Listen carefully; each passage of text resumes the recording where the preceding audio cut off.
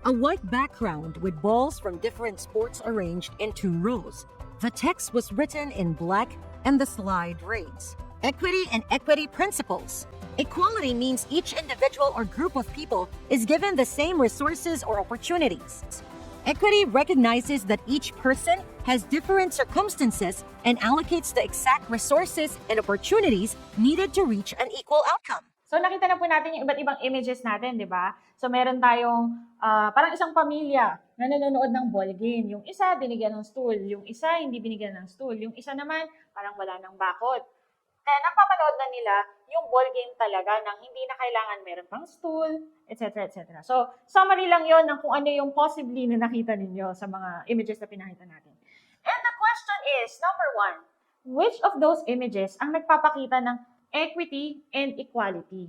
Alin kaya doon yung picture na nagsasabi sa atin na equity yan?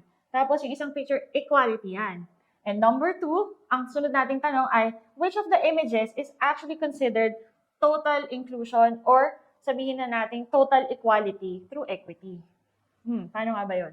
Ang tanong lang naman, alin kaya doon sa tatlong images na nakita natin? Yung masasabi natin, ito, tong picture na to, wala na tong barriers. Talagang equal na yung right ng mga nanonood na mapanood yung ball game. Kasi 'di ba, may tatlong taong nanonood doon. Iba-iba sila ng profile, yung isa doon parang may disability.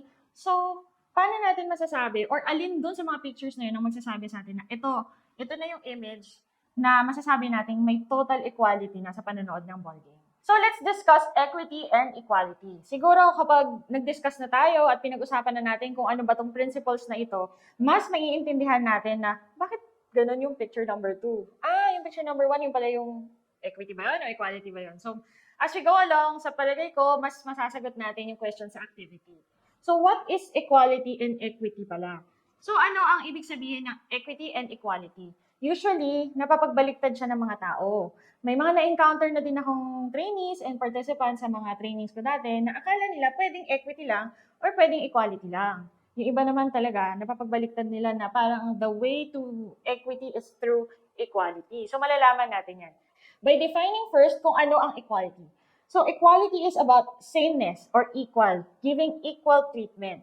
Binibigay natin sa mga tao yung pantay-pantay na oportunidad or pantay-pantay na amount ng isang bagay. Halimbawa, ang dalawang bata, binigyan mo ng parehas na, sabihin natin, 100 pesos. Ang tanong, since parehas silang may 100 pesos, sino ba talaga sa kanilang dalawa or sa dalawang batang yon ang mas nangangailangan ng 100 pesos? So, balikan natin yung tanong na yon kasi lilipat muna tayo sa equity. So, that is what you call equity. Sa equity, tinitingnan natin yung circumstances ng isang tao. So, like sa person with disability, hindi naman natin pwedeng bigyan ng wheelchair, yung deaf, dahil yung deaf person naman po, nakakalakad ng maayos, walang concern or challenges sa kanyang mobility. So, parang hindi naman pwede or hindi naman appropriate na ang ibigay nating support or assistive device sa deaf person ay wheelchair. So, tingnan naman natin kung sa blind or sa persons with visual disability. Ang kailangan niya, voice over technology or screen reader software. Dahil, kagaya sa deaf, hindi naman niya kailangan ng wheelchair. So, sa persons who are, sabihin natin, low vision or with total blindness, mas kailangan nila ng screen reading software or voice over technology para makapagtrabaho sila, makapag-aral sila, makapag-social media sila, para makapag-online shopping sila, makapag-digital banking. So, magagawa lahat yun. So, siguro, yung screen reader software na yun or voice over technology, hindi rin naman natin yan ibibigay to someone using wheelchair na sabihin natin may perfect vision at hindi naman niya kailangan ng assistive software, di ba?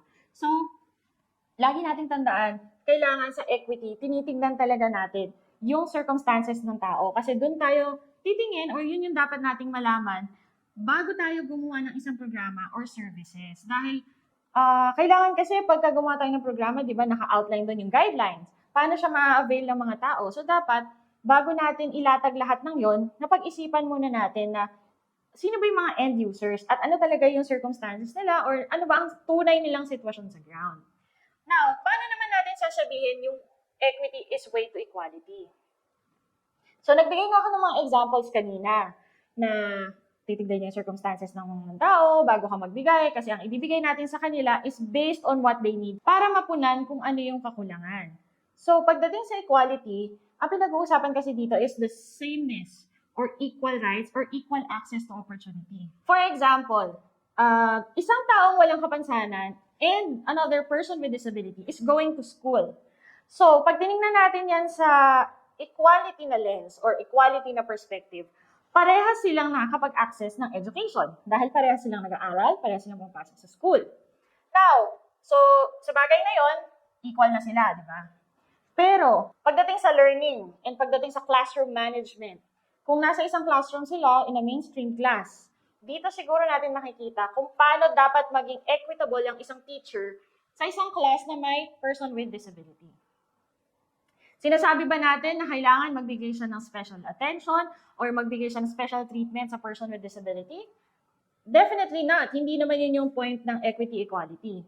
Ang tinitingnan natin dito is paano matututo yung person with disability sa klase kung wala siya ng mga kailangan niyang learning support aid. So for example, kailangan niya ng assistive software or screen reader kasi blind siya para ma-access yung mga lessons at saka presentation at iba pang required readings ng teacher. Sa pamamagitan ng mga assistive devices or auxiliary aids, doon niya mas nagagampanan yung role niya as a learner, doon niya mas natutupad yung requirements or homework na nire-require sa kanila ng teacher. Pero pag tinignan mo yung circumstance ng classmate niya na walang disability, hindi naman niya kailangan ng mga assistive devices, hindi niya kailangan ng screen reader para makapagbasa or makagawa ng assignment niya.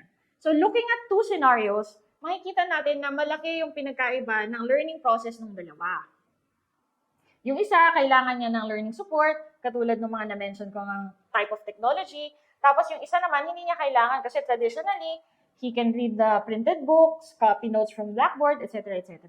Now, ang equity na part dito ay, tiningnan natin yung circumstance ng learner with disability. Na ito pala yung mga kailangan niya, so binigay natin. Ang tanong, at the end of the day, parehas ba silang makakapagsubmit ng homework, makakapagsubmit ng project, parehas ba nilang matututunan yung tinuturo ng teacher?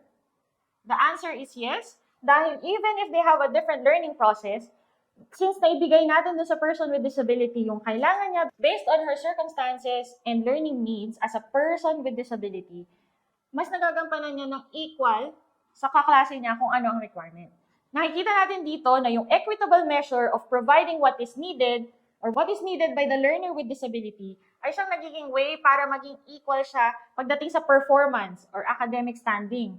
Dito natin nakikita na yung person with disability natin na classmate or student ay mas nakaka-cope up sa klase, lalo na sa mainstream class dahil inclusive education na tayo, mas nagagawa niya lahat ng requirement. So, kumbaga, makikita natin na may equity sa sitwasyon. Pero that is very ideal. Ano ba yung reality sa ground? As of the moment, marami pa rin tayong issues on inclusive education, maging sa inclusive employment. Marami pa rin persons with disabilities ang hindi maka-access equitably and equally sa education, sa pagtatrabaho, dahil wala pong services talaga na sobrang akma or sobrang appropriate sa kanilang sitwasyon. For example po, noong time na mga around 90s, wala pa masyado yung mga assistive software na kailangan ng blind. Napakahirap mag-aral noong 90s dahil noon hindi pa ganun ka-advanced yung technology. So can you just imagine someone with disability, like to be specific na lang, deaf or blind. Sa deaf, kung walang sign language interpreter sa class, how can they actually access or understand the information na binibigay sa kanila ng teacher? Sa blind naman, dahil walang braille books around that time, hindi nakaka-produce ng sufficient books, paano kaya nila ma-access yung information na kailangan nila? Lalo na, lagi naman may homework, di ba, pag pumapasok sa school. So, ang ginagawa lang around that time, may mga nagbabasa ng books, nire-record yon and nire-review nila through audio recording. Pero ngayon, definitely, hindi na ganun ang case dahil sa advancement ng technology. Makikita natin na marami ng persons with disabilities ang talagang nagsosoar above or sabihin natin defying the traditional notion about them. So pagdating sa equity and equality, marami talaga tayong maibibigay na example, lalo na pag tinignan natin yung circumstances or scenario, or sabihin na natin yung lived experience ng person with disability. Mamaya, mas makikita pa rin natin kung bakit napaka-importante na alam natin yung equity and equality as we go along with the policies. Like how do we create a policy na equitable sa lahat? Ganyan. So, I hope naintindihan natin siya at nakikita natin na equity is really the way going to equality. Dahil pag nagagawa na ng marginalized sector, yung mga bagay na ine-expect natin na dapat nagagawa nila, doon natin makikita na nagsisimula na yung tinatawag na equality. Pero pag nag-backtrack tayo, tiningnan natin, paano nga ba nila nagagawa yon? Nagagawa lang nila yon dahil they are aided by equitable services and measures. Kasi yun talaga yung way para punan yung mga bagay na maaring nagbibigay ng challenges sa kanila. At isa na nga po doon yung disability ng tao.